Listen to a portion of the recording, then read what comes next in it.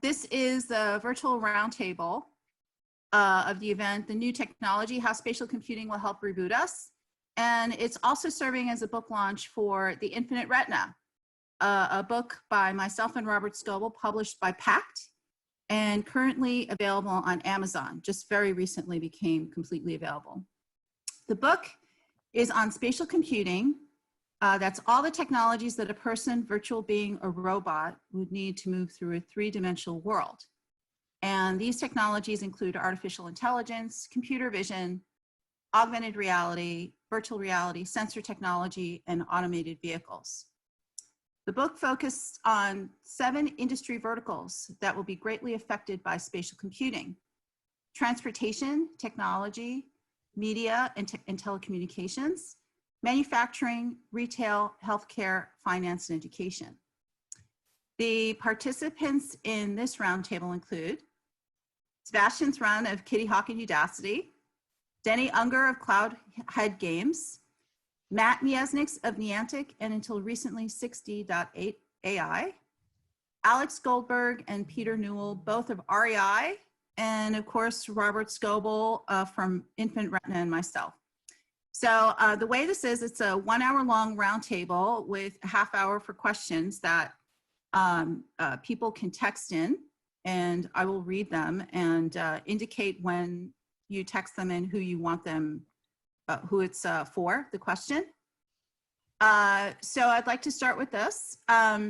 Could everyone on the roundtable introduce themselves a little better than me, less briefly, and talk about what they do? Let's start with Sebastian.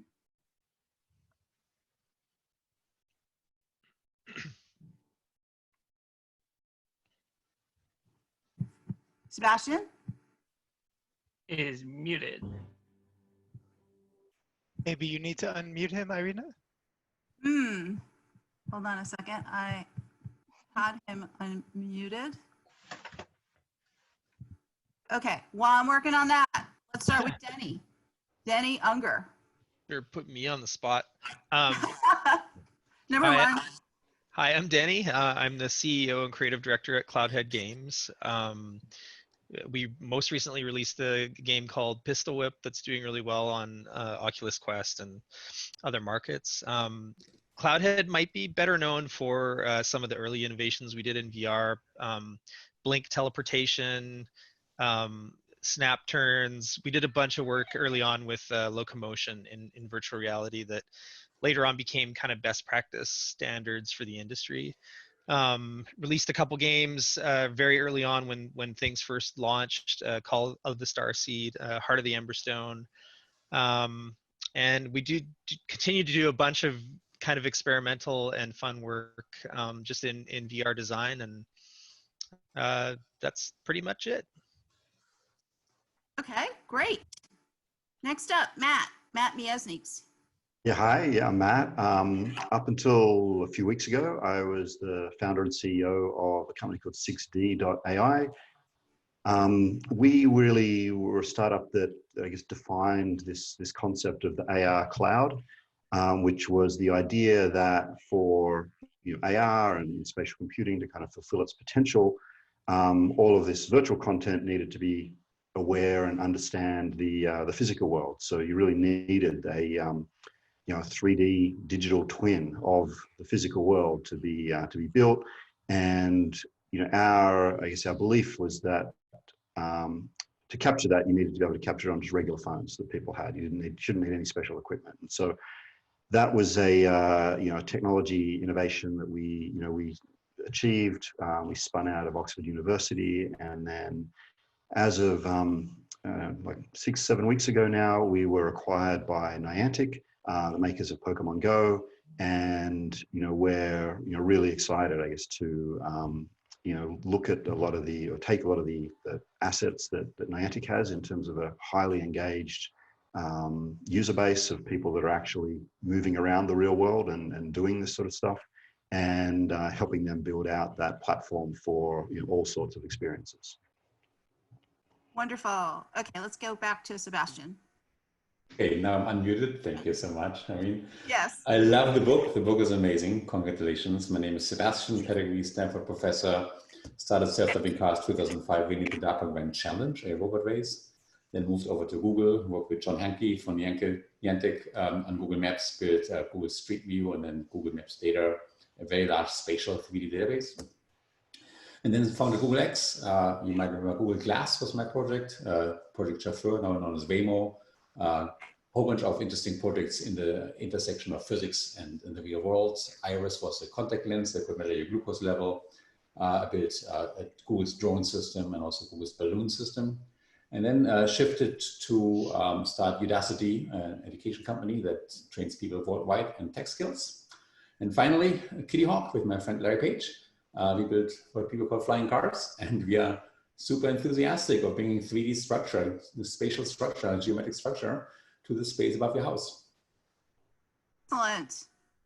Okay, great. Alex Goldberg. Hi, so happy to be here. Thank you for having me. I would say that I'm passionate about creating thought-provoking and effective XR experiences.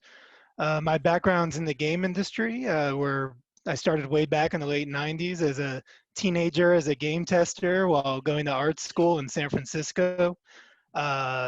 From that point, I went on to produce a number of iOS and Android games for various companies. My first glimpse of AR was around 2008 or 2009. I think it was a Mini Cooper tech demo that they used a marker-based AR from a webcam on a computer before even mobile. And at that point, I was completely fascinated with the technology and have been obsessed with different kinds of implementations that we can offer customers as well as enterprise experiences.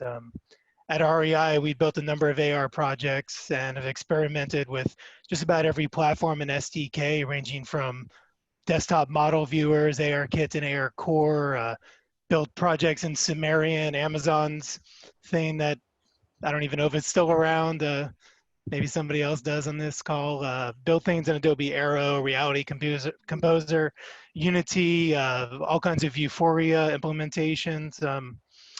We're really excited about leveraging spatial computing for internally at the co-op to enable communication between HQ and our stores to optimize our distribution centers, and then lots of amazing experiences for our members.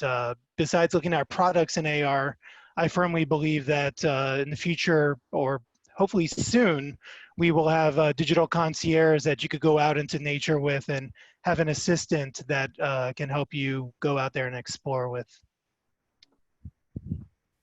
Right. Okay. And next up is Peter Newell. Hi guys. So I previously ran a startup called Metaversatility from 2006 to 2010, building online 3D social spaces and platforms for a bunch of awesome company. And I've always been in sort of the custom software space. Most recently, I switched over to REI. I've been here about 5 years, leading our emerging technology and innovation program. I run a quarterly hackathon internally, and have through there found a lot of different ways to apply spatial computing and AI and all sorts of different fun toys to the betterment of our experiences outside. And I just see so much potential for these technologies as we progress to connect people more authentically to nature, and always trying to find those ways that we can use this tech to better our outdoor experience, rather than just by default having it be a selfie machine that puts people in precarious situations. Okay, great. So I'd like to start out with talking about one or two particular spatial computing case studies that the Roundtable people have worked on. Let's start with Sebastian. So it could be either with Kitty Hawk or Udacity, but it has to be spatial computing related.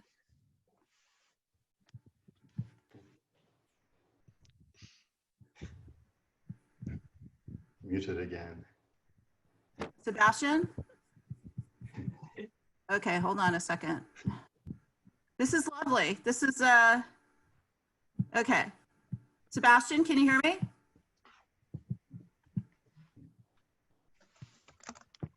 Okay, hold on a second.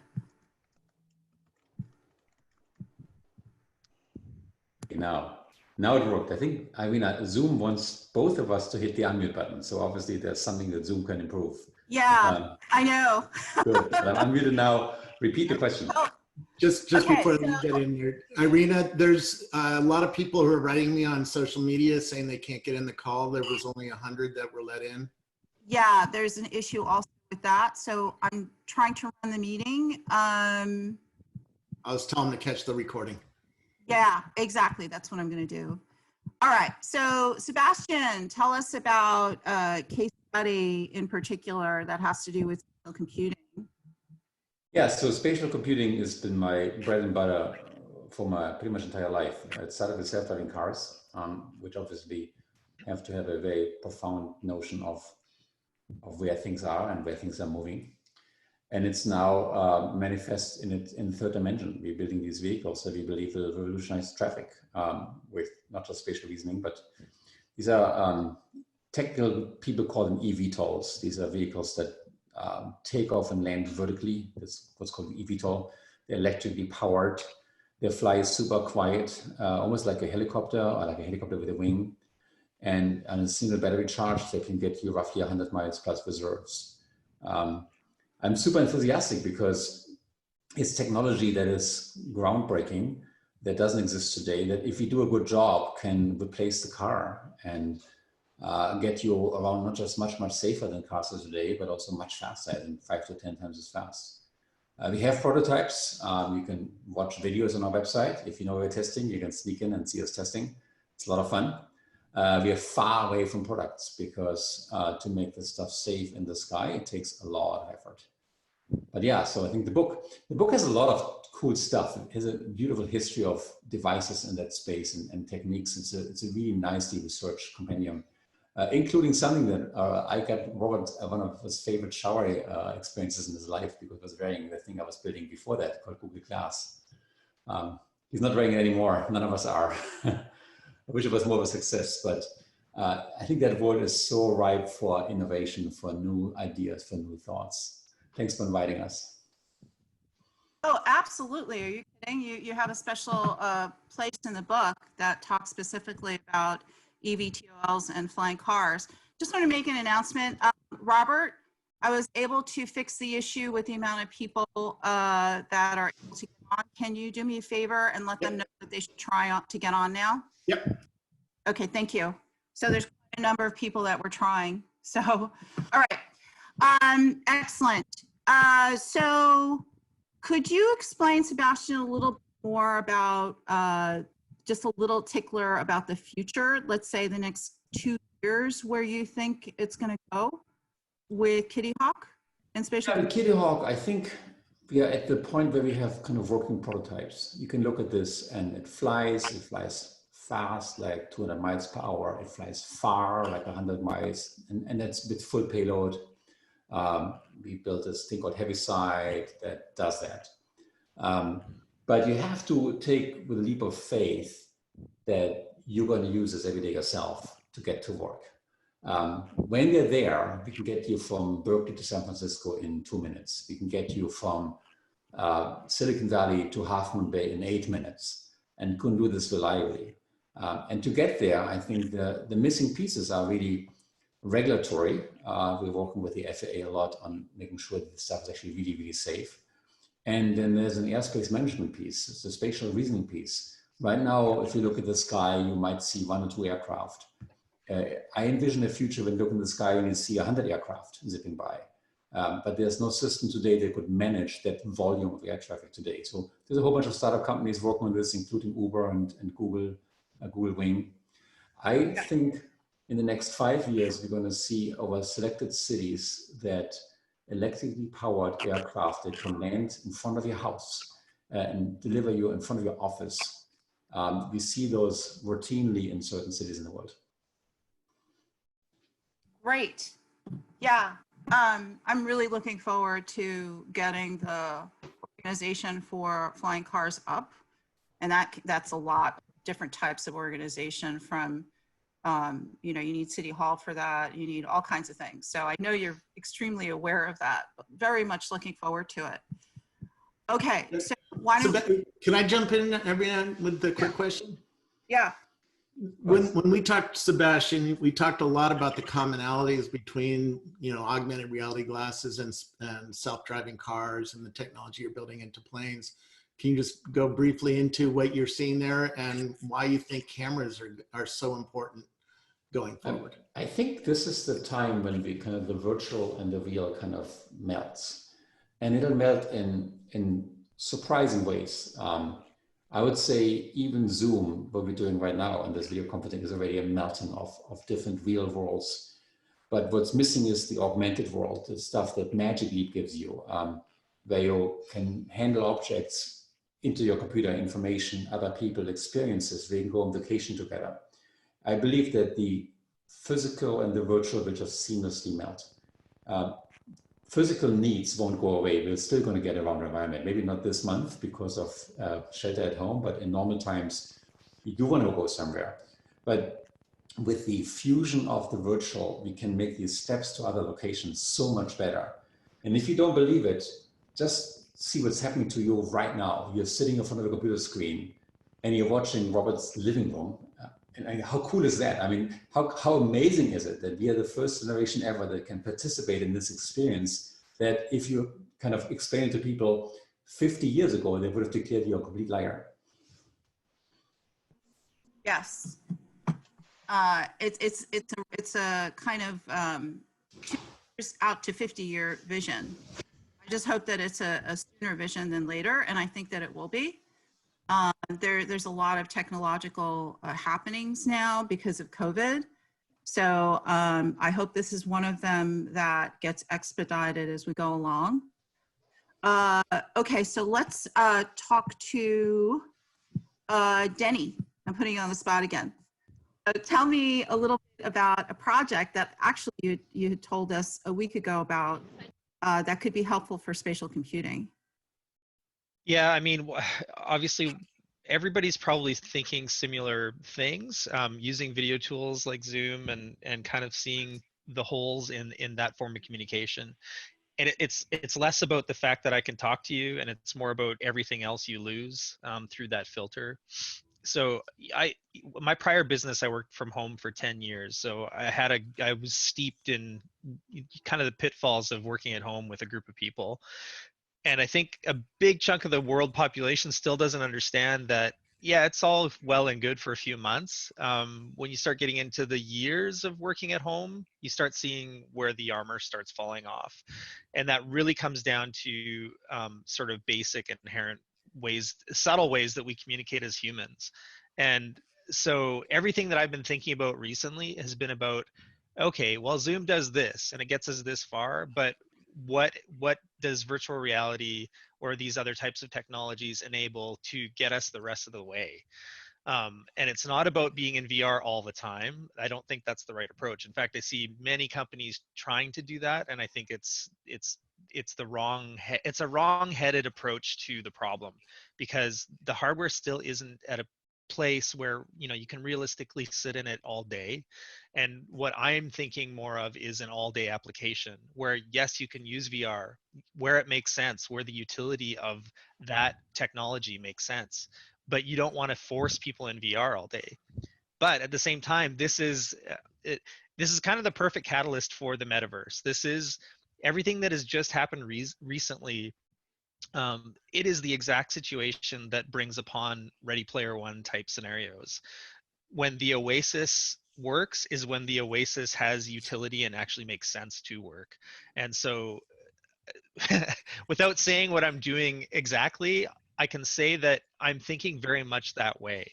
What is it that my company can do that, with the things that we've learned over the last 7 years, to enable people to have some real useful utility in an all day long application that that really involves a lot of spatial computing in a lot of different ways, but does it in a way that makes sense and kind of onboards people in a way that makes sense, because just throwing them into VR doesn't make sense.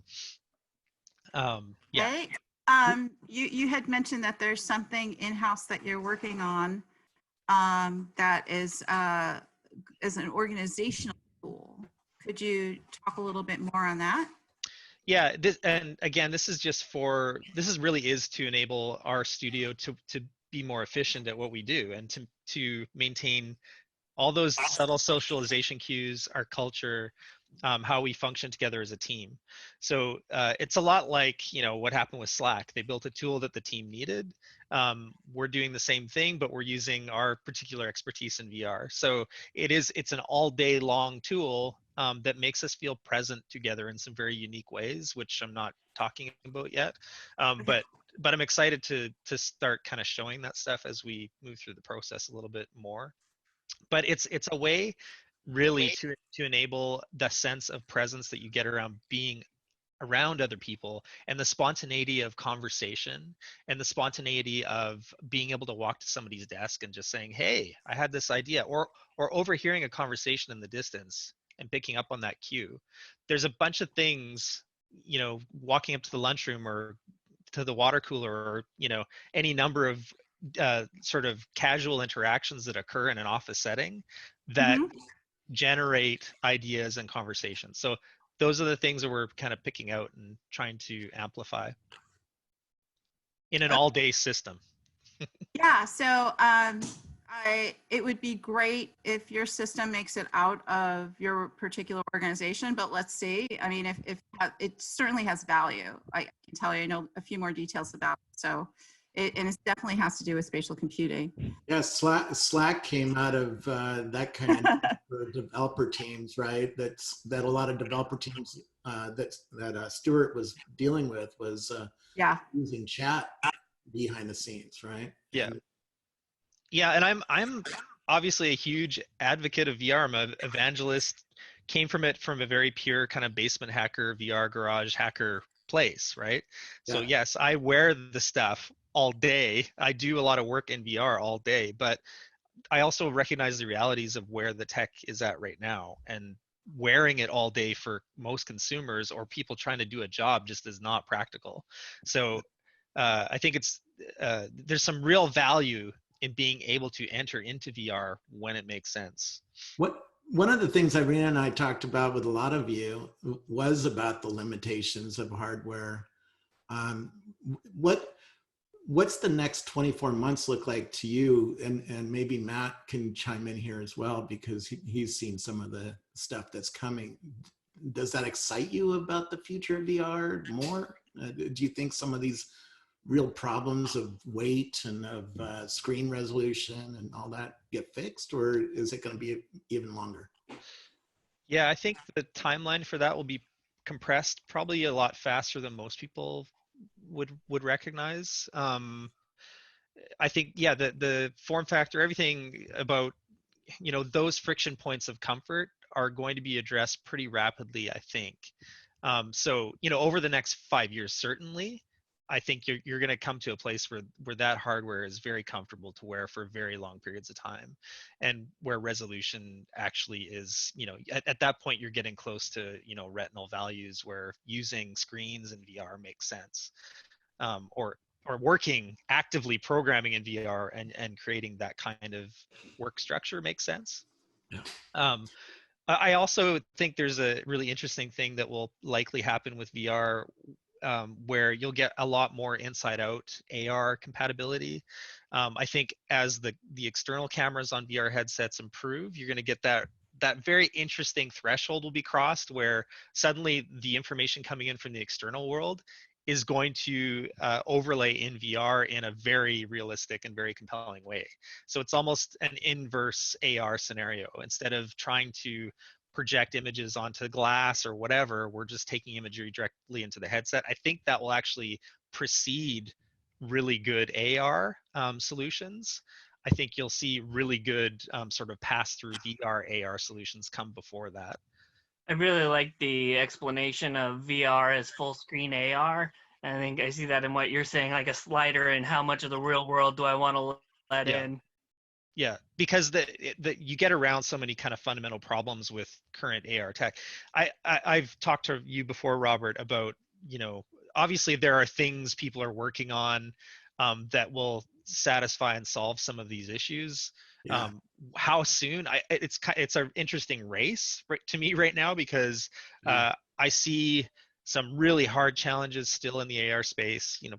Just a simple one like getting pure blacks out of a projection, or field of view is a prominent issue. There's kind of like really interesting shortcuts you can do in VR to get around all of those issues. So in some ways I see that maybe initially leading that charge. But then what's cool about that is that eventually, over the 5 to 10 year mark, those two technology stacks are just going to kind of merge together. I think everybody agrees with that. And you'll be able to, actively switch one or the other off and on. The problem is, if you're a product designer at an Apple or Facebook or wherever, you have to decide, are you going to build something that's really, really small and really, really lightweight? Or are you going to build something that's really, really immersive and has high resolution screens and this wide field of view and stuff like that? I don't see them joining for a few years. I think there's some really smart product design that can be done, though, where you get that kind of middle ground that some people will just be like, I mean, it's different. It looks weird, but it's also maybe a bit of a fashion statement, and it still makes sense. Like, it's not a giant VR headset that, that we would use today, but it's getting somewhere in between ski goggles and sunglasses, and it's like, okay, it looks cool enough that I'll wear that all day. Yeah.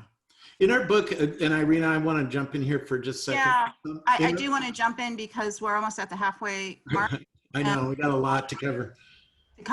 So in our book, and we're not covering it here on the call, is some of the brain research that's gone into VR and AR that we talked to all sorts of doctors and other people.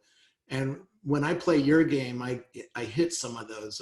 In other words, I get stress relief and mental and a mental happiness. Is that something you were going with for when you're designing your game? Are you taking science out of the brain science fields and trying to put that into the headset? Well, Pistol Whip was for us a big pillar for that, was just about onboarding new users to that ecosystem and not doing any kind of cognitive overload with too many systems that they have to get their head around. We wanted to engage their lizard brain. So that was a very willful kind of activity of like, what experience can we give to users that really is just driving instinctual responses? So when you get into a game like Pistol Whip, you know what's going on in about 30 seconds because you're just reacting. And I think that's an important kind of onboarding tool to get people into the tech, to get them to understand, oh, this is kind of reaching me at a very different level than I would get from playing a game on a flat screen. Yeah. Okay, Go ahead, Irena. Thanks, Robert. All right, so let's talk to Matt Miesnieks about spatial computing. As you know, he was the CEO of 6D.ai and now is an advisor at Niantic. So I know you know a lot. So what you can tell us would be great. So I can't give really specifics about Niantic's product plans, what's coming up, but I can definitely talk a little bit about what we were working on at 6D, like specific case studies, and what excited us about Niantic over other exit opportunities that we had, like other companies that we could have gone to. So one of the things about spatial computing that matters is the space itself. And one thing that we learned that was quite fascinating was partnering with Airbnb and giving really them the ability for a host to wave their phone around and get a 3D model of that home captured very simply. And we thought that what mattered was like a Matterport style, asset, 3D asset that they could use to market your home. Like, here, preview the house you're going to come and visit. But we realized, they taught us that actually was that priority 10 on the list. It just didn't matter to them at all.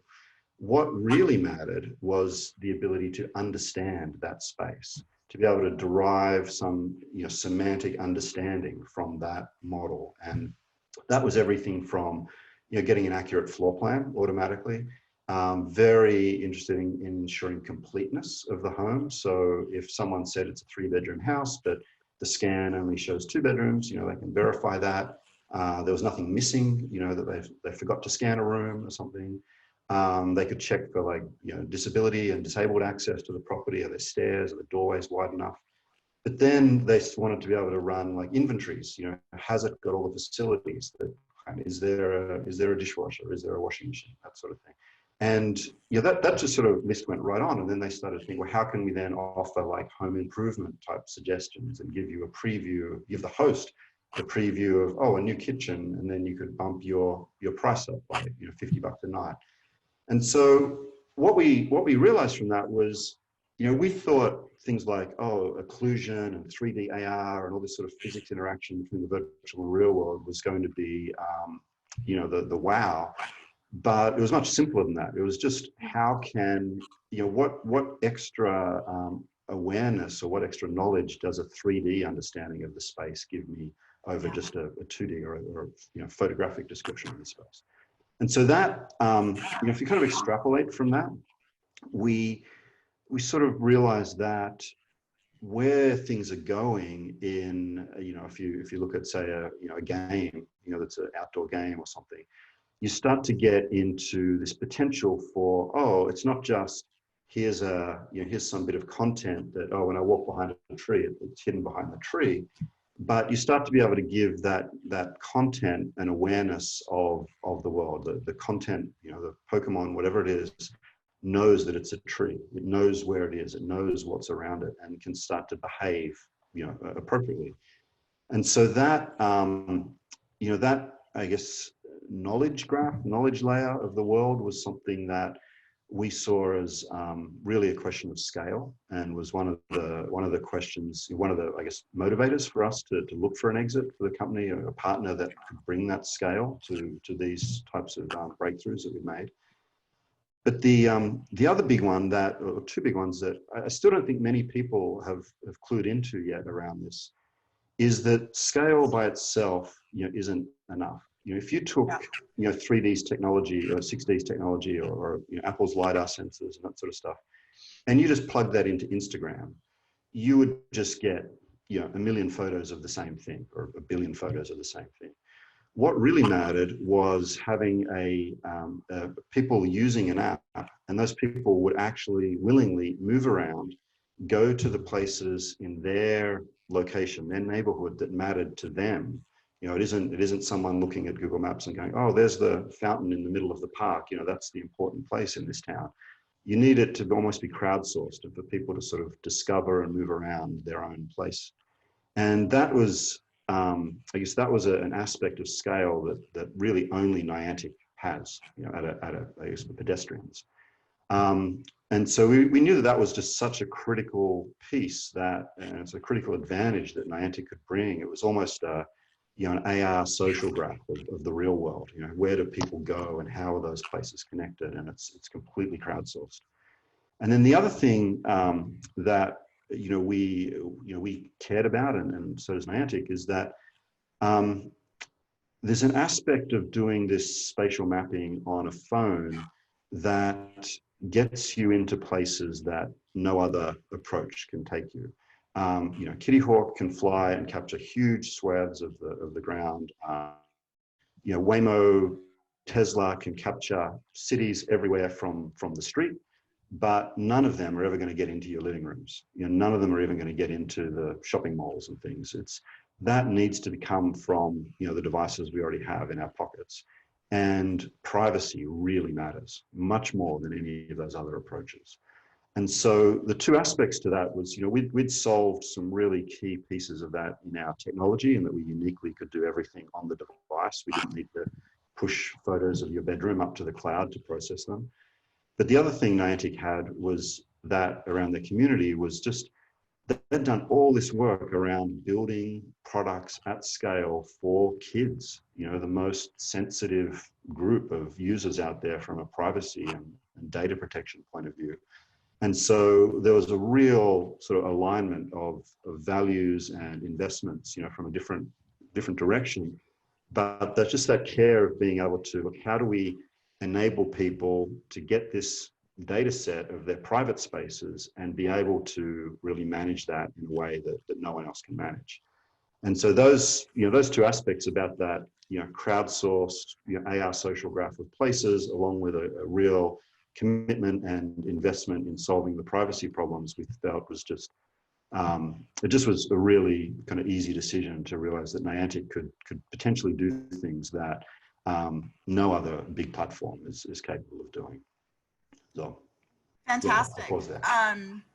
I want to talk with Alex and Peter of REI, but I want to mention right after we do, we're going to touch upon how COVID-19 might possibly affect what you're doing in spatial computing. Before that though, let's talk to Alex and Peter. So you have to decide who's going to talk first. From REI, to describe a little bit more about what they're doing in spatial computing. Sure. Who's going? I'll go first. Okay. Yeah. All right. Thanks. Hi, guys. So REI, we've been exploring a lot of things, and one use case that I've been really excited about is around this idea of bringing the outdoors in, and I think this feels more important now than ever in terms of translating those real-world spaces and getting them to you, whether that's the peak of a mountain that you could never climb yourself for whatever reason, or a retail store that you can't enter because of COVID pandemic. And I think that we did an example utilizing the Matterport in our Labor Day catalog, where we were taking people out on site, on location with us around Lake Tahoe. So as our marketing team was out shooting for the catalog, we brought the Matterport and scanned around the same thing, and then put links between the stuff that was on site to product pages and more information, and just making that scene come to life and integrate our digital properties. That I think is really useful, and Matterport has done a great job of making that super easy, low-hanging fruit to go and capture something at a point in time and link it to other things. So I've been really, really excited about that and seeing where that can go. And Alex, I'll let you talk to our other fun exploration we've been up to, use case. Yes, before I talk about that thing that I'm going to talk about, I want to briefly say that along the lines of immersive video or content from a specific place, and REI's role in promoting that, one of the most powerful things of being able to transport yourself somewhere is that it sort of gives you a sense of ownership, I guess a collective ownership. And if you are able to go and transport yourself there through like 360 video or Matterport, that's a way to get people out of the cities or out of their suburbs and see this exotic place and want to take care of this earth and make things better due to that type of an experience. So I find that to be very powerful along the lines of those projects. So the thing that I do want to, that Peter was alluding to, there's been a project that we've been working on for about a year now, and I guess this is when we're telling the world about it, since it's been a secret. It's Project Topo. That's been the working name for it, and it's a wayfinding application for rock climbing. And it is just we wrapped our phase 1 that we partnered with a studio in building. The UI is kind of gray box at this point, and we learned a lot of things along the way. The most special thing about this is, as far as I know, it's the first attempt to use AR for sports and socializing your activity. Rock climbing lends itself well to that. We're looking to enable people to see routes This is not meant to be something that you would use while rock climbing, just to be clear about that. We came up with a process to hold this is still for a rectangle, a phone or a tablet. It's not for a headset yet. So you hold your device in front of you and you could see the routes on the wall that somebody else has done, and then shared and socialized on our platform. There's a lot of technical hurdles. Even though we built that end result that I just described, there's a number of technologies that need to come into place for us to really leverage this the way that we would like to. The cloud service that you would know where the specific spots where you would plant your global anchor at that location so the AR lines up properly is incredibly tricky. REI doesn't really have a social platform like Strava, so would we build that ourselves, or are we going to partner with one of the leaders in that space? So that's a huge question. A lot of other things began to surface during our research.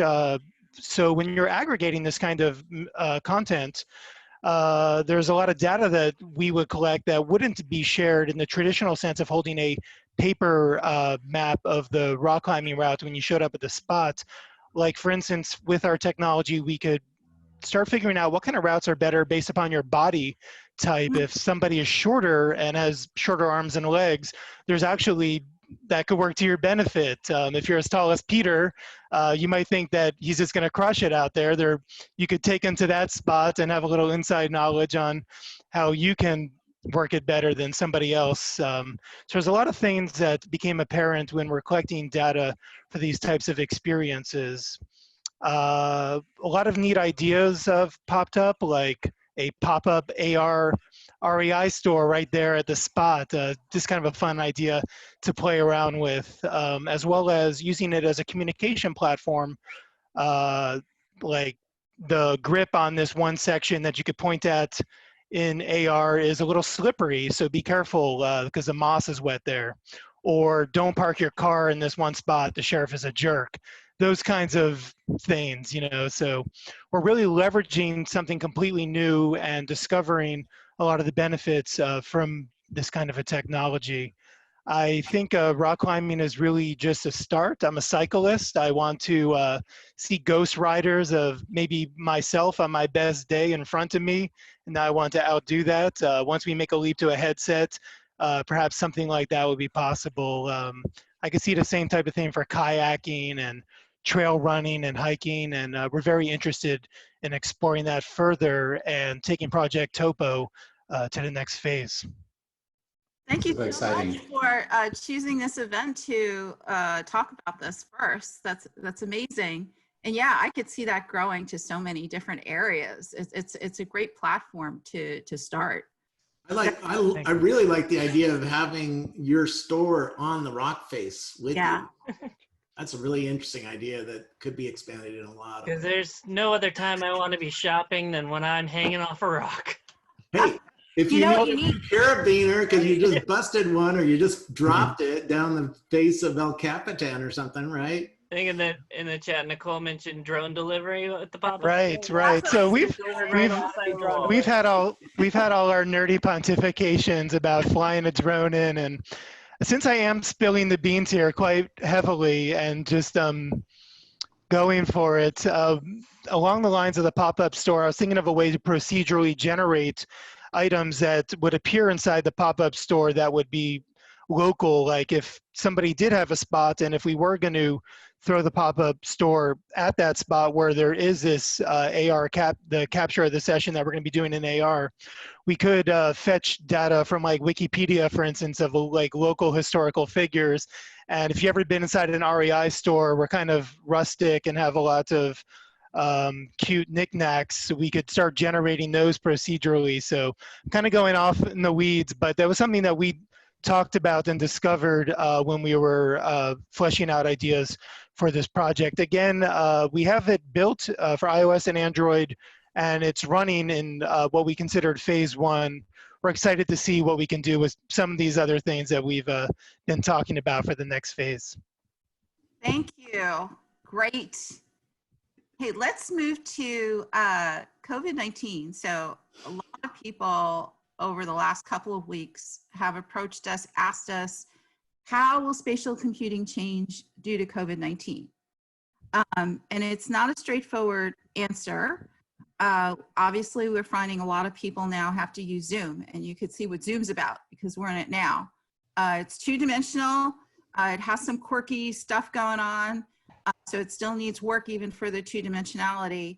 And when we're talking about spatial computing, it going to three-dimensionality, et cetera, there's a whole lot of other kinds of aspects, and that's only for communications.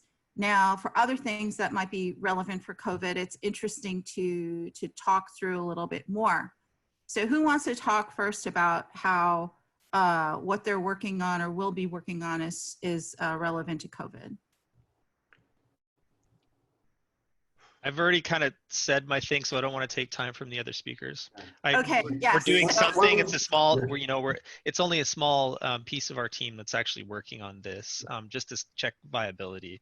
But yeah, it's exciting though. I mean, one Yeah, aspect, yes. that I think, obviously the communication potential is a big one, but I think the other aspect that, I don't know if we'll be doing anything about it, but I think it's there to be explored is around just this idea of spatial understanding and understanding your, having a layer of information. And obviously Yes. a big part of, this whole, shelter in place is staying away from people and, checking your temperature and all that sort of stuff. And, definitely phones and glasses can make you far more aware of your place in the crowd. Are you actually within 6 feet of people? Are you, can you look at where the wind is blowing? Can you have, I've seen companies pitching to put little thermal sensors in glasses and things, even just to put them in storefronts to just give everyone a bit more of awareness of how crowded is that space and what are the likely, how do you reduce that chance of, spreading the disease? That's, another aspect, I think, of spatial computing that can help in all public health. Yes, that's awesome. And I know so many governments now are trying to work with citizens to try to figure out what those apps should look like. And I'm here to stay. I think you're absolutely right. And it's not only for COVID. I mean, it could be used for all kinds of information, but specifically for COVID, yeah. There's definitely something there. Well, if we're being real, there's a global PTSD that's about to set in for this entire society and our current culture.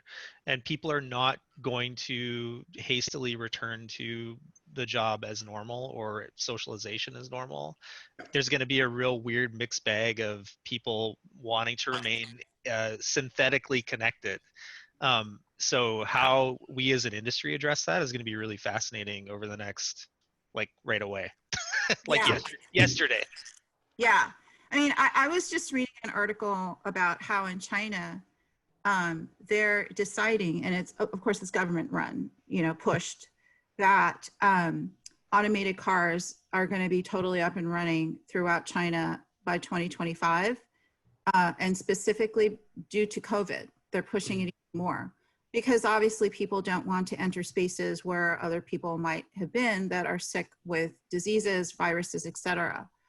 So, just talking about it that way, Sebastian, what do you think about the eVTOLs being a greater possibility because of COVID, faster? I think COVID accelerates everything in society. So I think it accelerates the use of digital. You see it in education. We see it in many different fields. In I think virtual reality, augmented reality. It changes the way we interact. I hate the word social distancing because I love social distancing. I want physical distancing. We are currently socially not distancing yet. It's just a really bad word. And yeah, it's going to change transportation. I think the days where we all are willing to go onto a crowded, packed plane full of people we don't know, where the person next to us, elbow, ends up in our stomach, we've been fall asleep. I think these days are probably over. And then the days to do this economically.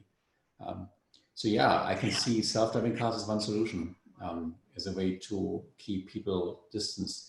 The big question for me is going to be, what's the long-term effect? Like short term, we're all very scared. Obviously, we're sitting at home. We're all very affected. But will we find a vaccine and was just a speed bump in the history of humanity? Or will it be something that has lasting changes in the way we feel to other people? I personally hope that we're going to huddle and cuddle other people again. We're going to go to ball games again and to orchestras and concerts. And we're going to run marathons again. That's what I hope. Yeah. I would say from my standpoint, I've seen and I hope to see a lot more, well, I would say in the distributed manufacturing space and 3D printing. I've been 3D printing some really cheap augmented reality glasses right here and distributing that. And I think seeing more and more of this ability to take the digital take the digital file and send it out physically and reduce that overall shipping need. I hope we see a lot more of that.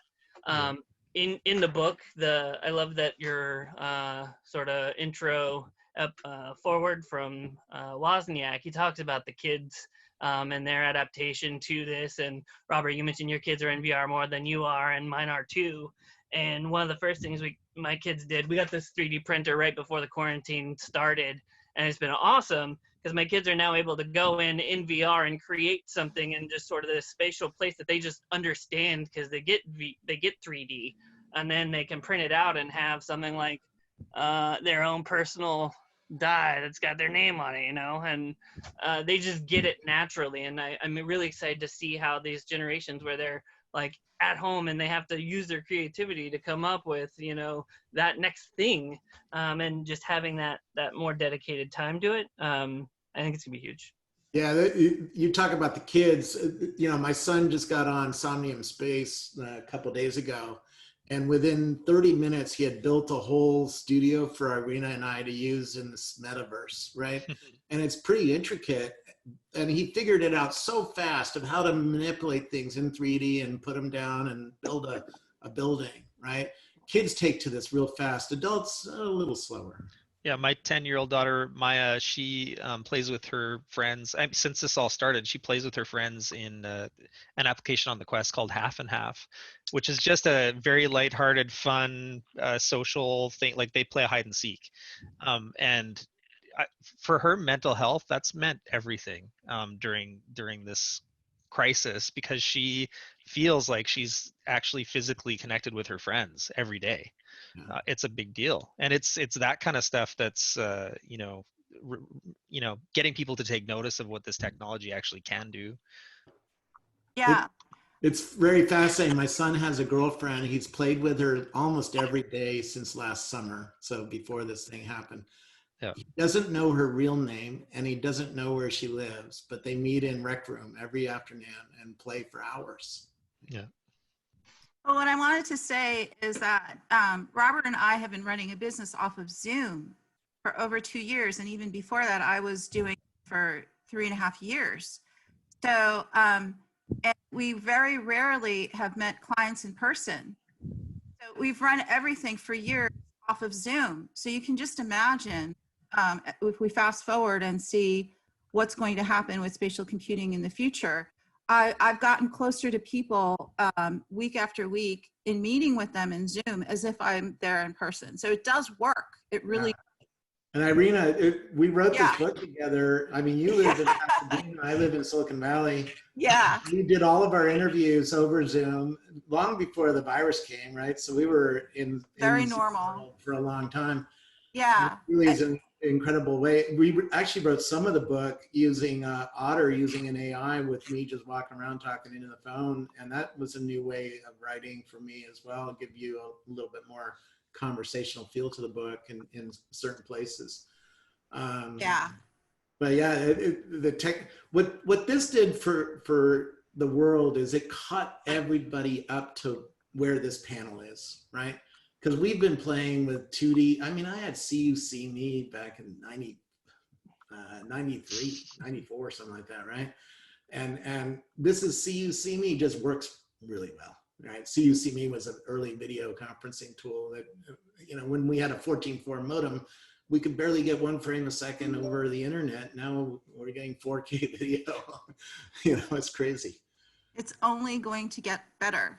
But what it did is get everybody in society up to where we were for the last 2 or 3 years. Right? I hope so. I hope it doesn't I hope it doesn't go back. I don't think most people. I don't think it will. Did you know Twitter today announced that they're not going to open offices back? No, I know.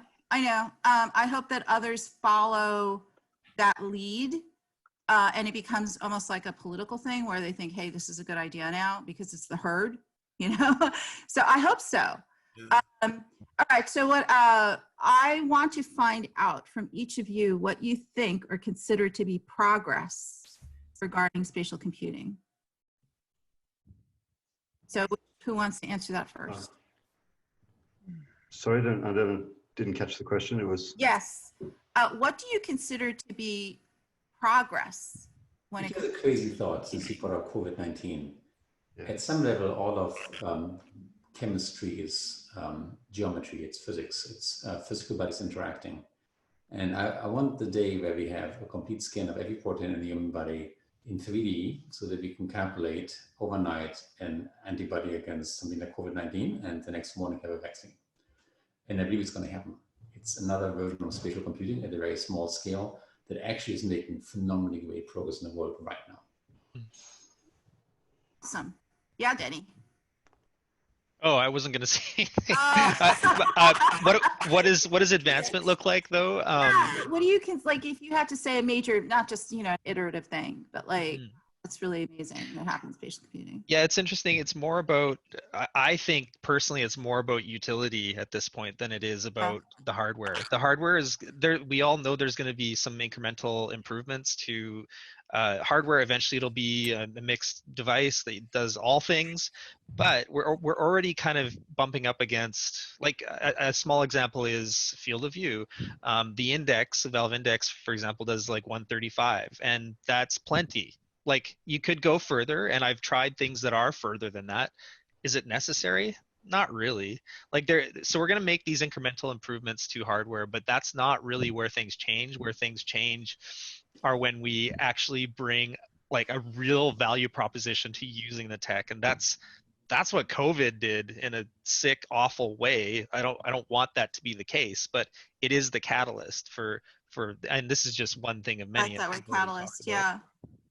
Yeah, I mean, I'll chime in on that with utility. I think up to now we've seen AR provide utility via solutions, you know, custom software cobbled together, you know, hardware and bits and pieces, and it's worked for the, you know, like big companies like Boeing or DHL or somewhere. But I think the next step of progress we're going to see on the AR side is going to be, you know, these solutions becoming just products. It's going to be something that any sort of medium-sized business can just go out and buy like 100 devices for a couple $100 each, and there'll be turnkey software that they don't need a consultant to install, and they'll just get some benefit from their business from that. So that, you know, I don't know whether you call it something like going from like mini computer, you know, word processor pools to Microsoft Word, or from custom sort of sales tracking things to Salesforce.com, but something like that on enterprises where,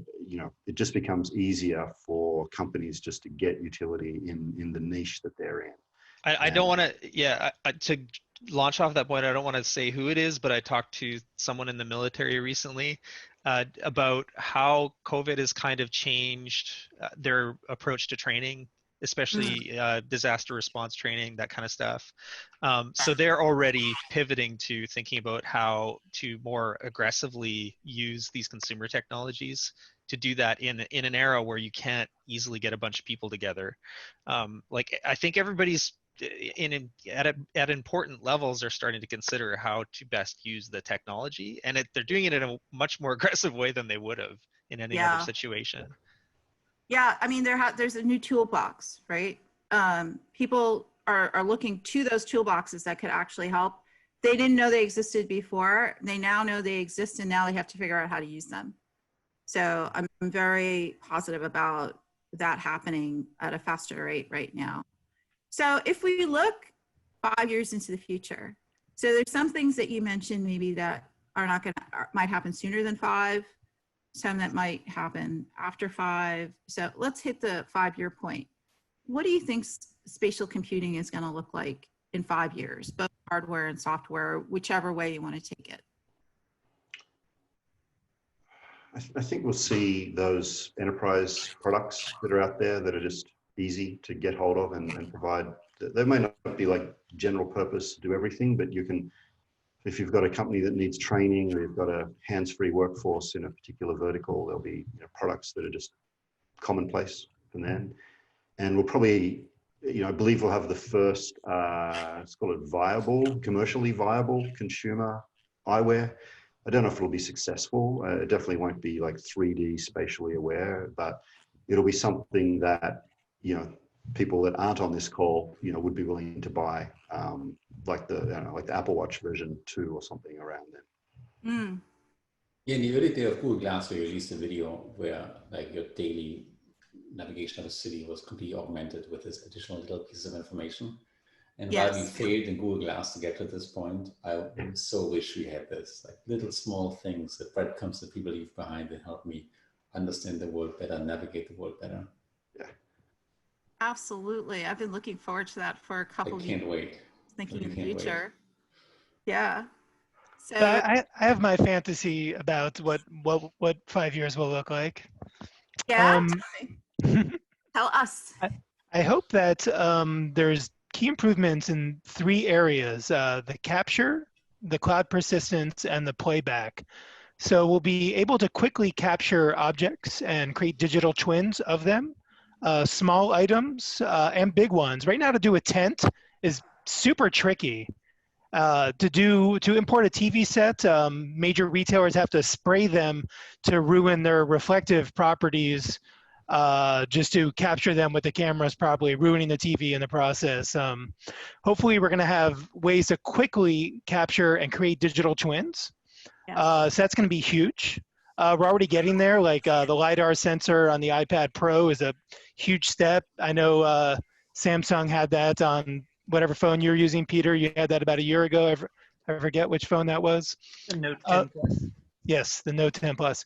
And the cloud persistence component, once you have those models, how can things, how can the industry adopt a single persistence layer? Like if I, for instance, threw an AR object behind my couch, pushed my couch back up against a wall, and then 10 years later, let's just say, I move my couch. I want that darn thing to still be there, and I want the persistence layer tracking all of this. So I know that there's a few different people trying to crack that nut right now, like Azure Cloud Services, Google, Niantic's up to some good stuff with Matt's technology. So there's a bunch of major players bringing the ball down the field. I hope to see something really special there. And then the playback devices, will it be Mojo Vision on a contact lens?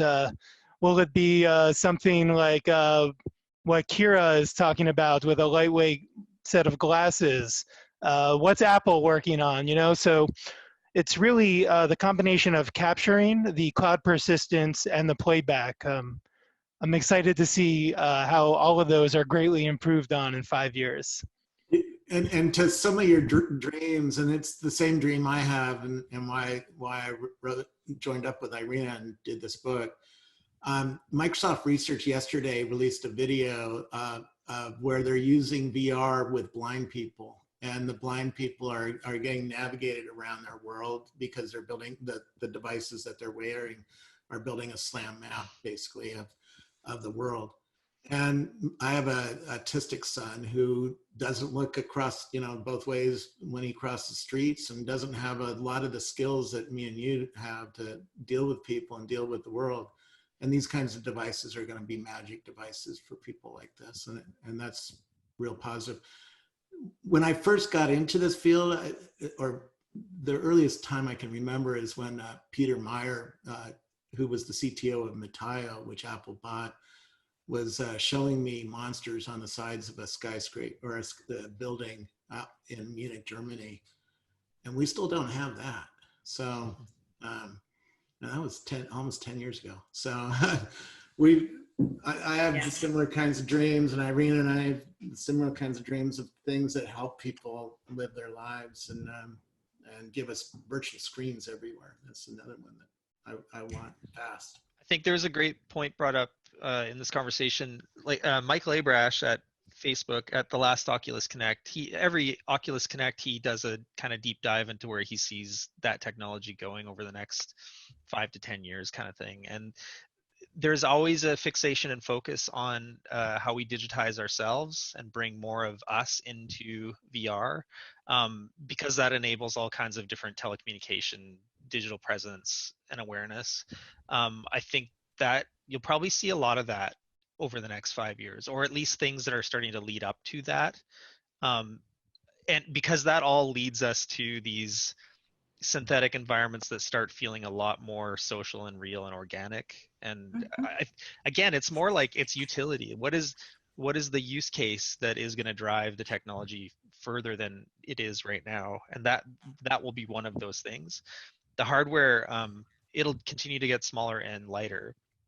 And maybe haptics will start showing up, but it's still such a nasty, hard problem to crack. But there's some great prototypical stuff out there that you can kind of see the writing on the wall. Eventually, we'll have some kind of great feedback and tactile haptics for our hands, or some kind of resistive force stuff. Yeah. Yeah, I don't know. 5 years isn't that long, but I think we'll see some pretty interesting gains, just in terms of how much of you is there and how much comfort is there, and how much more real and present that whole experience feels. It'll only get better. Yeah. So we're running a little over because of the 100-person issue. A lot of people weren't able to get in the first 10 minutes or so. It's now 3:06, so I'm going to push it a few more minutes, and then we'll have time for questions, and people can hang on for as long as they want to for the next half hour after that for questions. So my last question here for everybody is, now, originally it was, what are you looking forward to? What would you like to avoid? So a lot of you have already mentioned what you're looking forward to. So let me just then make the question, what would you like to avoid in spatial computing? Free to play games. Is that coming? Is F2P happening for AR?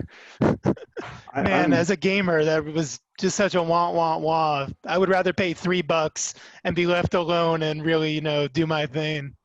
So Mike Tezaka's response on this chat group, ads. Yeah, same. For me, it's not the ads, it's the potential of these platforms to just let platforms accumulate power to influence us in ways that we're not aware of. It's going to make what Facebook did, seem like child's play, when you've got the sort of sensor data that we're going to get. Oh, yeah. So I hope that build out of that sort of infrastructure is somehow done in a way that's more accountable and more thoughtful than kind of happened in the the social media build out. We're totally with you, Robert and I know a lot of other people. There's so much more information and data that's going to be collected and starting to be collected with spatial that it's beyond comprehension. It's not only these one-dimensional, my phone number and my email address kind of thing. It's huge. Yeah. So there's potential for businesses in the future to come in and actually build apps that would help enable this information to be kept under control. There's a whole industry that will be built around that, I think. Okay, so anybody else want to chime in on what they want to avoid? The demonization of, sorry, go ahead. I was thinking the addiction to isolating experiences, like as a lot of companies have employed the science of addiction to make sure you keep coming back and keep using it. And I think I would like to avoid the isolationist view to overtaking the connected view, really. Yeah. Okay. The demonization of AR and VR in the press, I still, every week there's a new VR or AR is dead article. For us that are in the industry, that's pretty tiresome, obviously, because it doesn't align with reality at all, and especially now and especially in the last year. So I'd like to see a lot less of that language of, seeing the press actually taking this technology seriously. I think they will. I think they are starting to. So hoping to see that, because obviously the potential for human connection is so high, and that's what needs to be the focus. And so anything that kind of goes against us trying to get to this eventuality of being more deeply connected and having better access to each other, that's what I want to avoid. I think that is a wonderful point on which to end the roundtable. Human communication is the absolute apex or reason why spatial computing exists. I mean, it's just at a higher level beyond 2D, and it does a whole lot more. So absolutely. Okay, I want to open this up to questions. There's a whole lot of questions. I'm reading one here from Simon Gillespie. It's regarding Kitty Hawk. And it says, is Kitty Hawk looking at spatial data collection? Do they have plans for AI-controlled flight? Issues with this? Good question. We have not yet built a elaborate spatial database, but we will. And the reason is we can't imagine that idiots like myself can safely fly over cities when there's 10,000 other vehicles in the air. We already know that in commercial aviation, the computer basically beats the human pilot. There's exceptions to it, but by and large, when pilots get disoriented, automation wins. As we go to the air, I think the vision has to be the same as the Waymo vision, just do everything automated. And it's actually easier in the air than in the ground, because in the ground, there's bicycles and pedestrians and cats and dogs. There's very few things to hit in the air. Very few things to hide, you're saying? Very few things to hit. Oh, to so hit. Almost like I worked on self-driving cars for so long, and all you do is trying to not to hit stuff, right? And then you go up like 400 feet in the air, and all of a sudden there's really nothing to hit. It behooves me why we shouldn't all work on flying cars and still work on self-driving cars. I agree. Right. Do it at the same time. Okay, so let's get to the questions. I have a whole bunch of them. I'm trying to get ones that are tippy top in terms of what we were just talking about. Okay, so Steven says, a question to Matt. Malls are already being mapped in homes by the real estate industry. Why not leverage this to realize critical mass in the AR cloud? Yeah, that gets into a problem opportunity around ownership of data. Who owns the scan? And, I think people have this, just an assumption that there's just going to be one scan of them all. And that's going to be like the authoritative, definitive scan, and it's going to be done by the real estate company that owns them all, and everyone will use that. It's not going to work like that. It's going to be far closer to the way photos are captured today. Everyone will have their own little scan of them all. There'll be probably a scan by the real estate company. There'll probably be a scan by, a game company, and every major platform will have some sort of crowdsourced scan of that space. And the app that you're using will tap into one or more of those models of them all to give the user experience they're trying to give. And you get into this crazy, that no one really knows the answer to. Like in my house, who owns the scan? Like, is it the, the building, the apartment building owner? Is it the owner of the condo? Is it the tenant who's renting the condo? Is it you who comes over as my guest wearing glasses and you happen to capture a scan of my living room now? How do I manage privacy for that, where I might just want some people, friends, to get my living room, but nobody gets my bedroom? This nobody knows. So I think what's going to happen is it's just everyone's going to end up with the potential to capture this data. It'll all just get stored in whichever app people use to do the capture. And eventually, some platforms will be able to deliver a better user experience for different types of apps than others.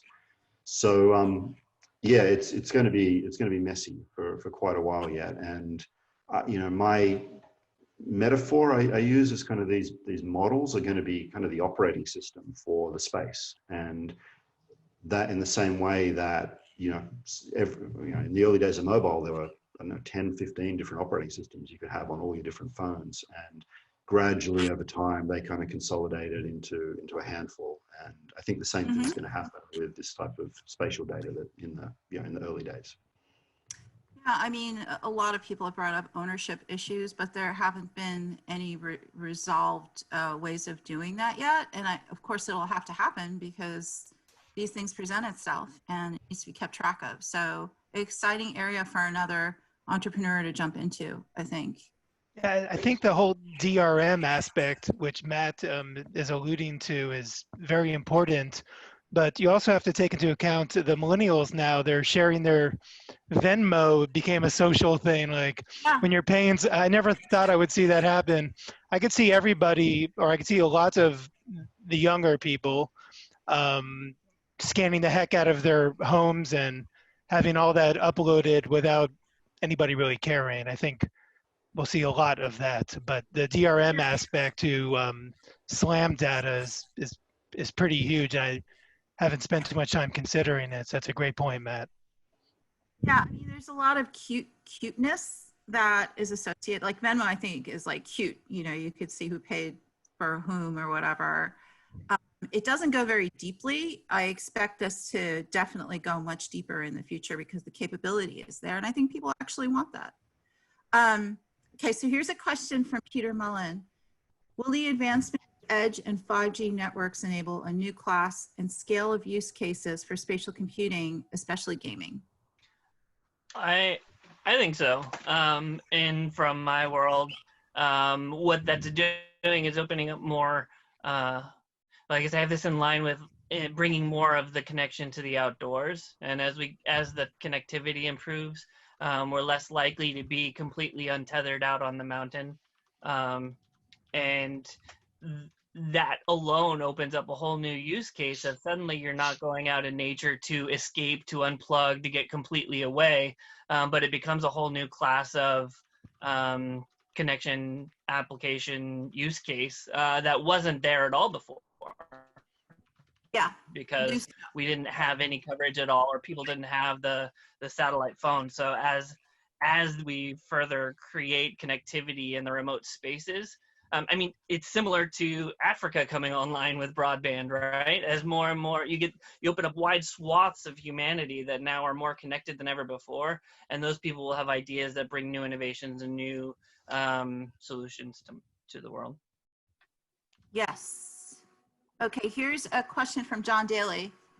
Do you think big tech like Google, Apple, and Facebook would abide by OARC standards, and of course any other standards you want to put in there, spatial web, or will they just continue on possibly working together as a big tech standard? How do you think the standards thing is going to roll out? Spatial. I got a sort of unpopular opinion on that one. I saw this play out in mobile. I used to work for a company called OpenWave. They invented WAP, basically invented the internet connected phones. And what we saw in mobile was that what drove the economics of applications and obviously the entire developer community was getting to that click, to that buy button, and anything that you could do to shave a millisecond or one extra click off of that that flow for the user made enough of an economic difference that your company, your app would be viable or be the winner. And so that ended up driving native apps because they were much more vertically and deeply integrated into the hardware. The user experience could be just a tiny bit slicker. And so you ended up with closed app store ecosystems because that was the way that developers made more money. When we get to glasses and very, very personal, natural interfaces that are tuned to us. I mean, I don't like lending my phone to someone to play around with. Like, there's no way I'm going to want them wearing my glasses and AirPods and everything. And I think those drivers altogether are just going to, and the understanding of the size of the market opportunity, it can be big enough to a closed ecosystem can support millions of developers.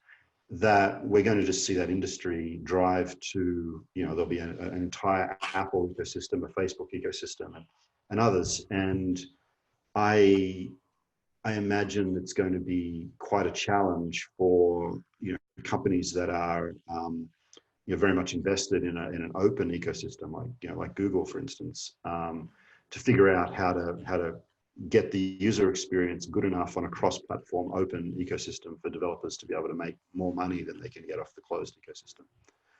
So it's my prophecy of doom. I hope it doesn't work out that way, but that's my fear that it will. Well, what you're speaking to in a lot of ways, a lot of us have been talking about, there's going to be a metaverse war, essentially, where you get kind of three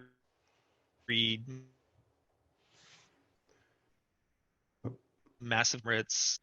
I do think, and they'll kind of be worlds in and of themselves, competing against one another. But these will be legitimate sort of self-isolated realities where you kind of, as a consumer, you accept the agreement to be a part of it or you don't. Yeah. A very dystopian view, but I totally see that coming. We're already there. I mean, Fox versus MSNBC. Yeah. I mean, Yeah, people. In like early in my career before mobile, and I worked in like wireline internet infrastructure and with routers and all that sort of stuff. And we used to joke that the standards were for the losers. That was generally someone would win the market, and all the other like second, third, fourth place vendors in the market would get ticked off and upset that someone was winning, and they'd all get together and create a standard because they're now forced to.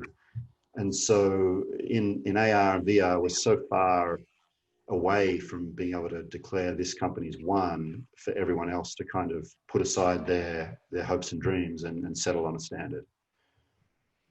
Yes. Okay, along those lines, there is a question from Deepak Patel on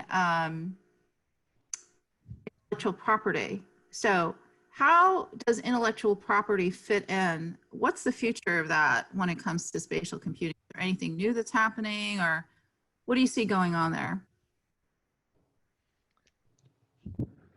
And I'll jump in there. There's a metaverse called Somnium Space, which lets you buy a plot of land in a big virtual valley. It's sort of like having a Burning Man kind of thing.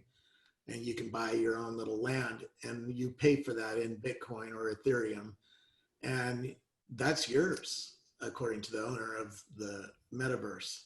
He will never take it away from you because it's the ownership of it is locked into the blockchain that's underneath the virtual land.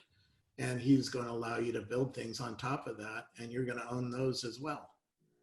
And so there's that's just the start, right? Wrote a message saying he's specifically interested in patents.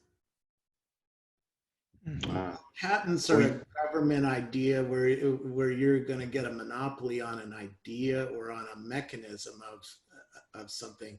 So is he going to build a machine in a virtual world like this that's going to do something like spit out some music or something like that? That could be patented. We never filed for any patents at 6D. We didn't see any value in doing that. We didn't patent teleportation either. Yeah, I could see teleportation because you want people to accept it. It's like you want it to work, right? So Matt, tell us why you didn't patent stuff at 6D. I mean, we're a small company. We're 10 people. We're trying to, we didn't really know what the solution would be. So we could have just patented a whole bunch of just random stuff that we're like, I don't know if this is going to work in the market or not. It's technically interesting. It's from a research point of view, it was definitely novel. It was patentable, in a theoretical sense. Yeah. But we just didn't know if it had actually any value. And so we were much more interested in trying to solve the question around where is the market value for some of these technical breakthroughs. And, we were throwing away stuff that we couldn't have patented, that we could have patented, because we pretty quickly realized that, we need to do like a whole nother generation of this algorithm to sort of make it usable. So we just didn't think it was worth the investment when we didn't know the value of the tech. Right. No, that makes a whole lot of sense. I mean, there's some houses that pretty much get set up as companies just to patent, and there's some that, like you, who like wild to get the product fine-tuned and get to where you are right now, which is very, very good, actually. Okay, so I think we are at the end of the roundtable, unless any one of you wants to bring up an ending note. I want to put a shout out for the book. Everybody should just read the book. The book is actually quite a well-researched, very encyclopedic collection of really great technologies and thoughts. And I just checked, it has a 5-star review on Amazon, which is great. So far it's 1 review, so add your review. And I want to congratulate both of you to writing this book. I'm sure it's a lot of work, but these are the moments that we propel society. Thank you so much, Sebastian. Thank you so much for everyone here on the roundtable joining us. We value all your time greatly. We also are greatly appreciative of what you are working on in spatial computing, and we know that you're going to continue making some amazing things, continuing what you're doing and making new amazing things in the future. So very much looking forward to that. Okay, everyone. Thank you. I just want to mention that Robert and I are going to be hosting a series of 5 virtual roundtables in the future, starting in June. We don't have the dates yet, but we'll let everybody know what the topics are, who the people are, etc. Obviously, it's coming out of our book, but in general, we want to continue talking more about what's going on in spatial computing. All right? Thank you so Awesome. much. Good luck with the book, you guys. Thank you so much for having us. Fantastic. Very good luck. Good luck. Thanks, everybody. Have a great day. Bye. Take care, everybody.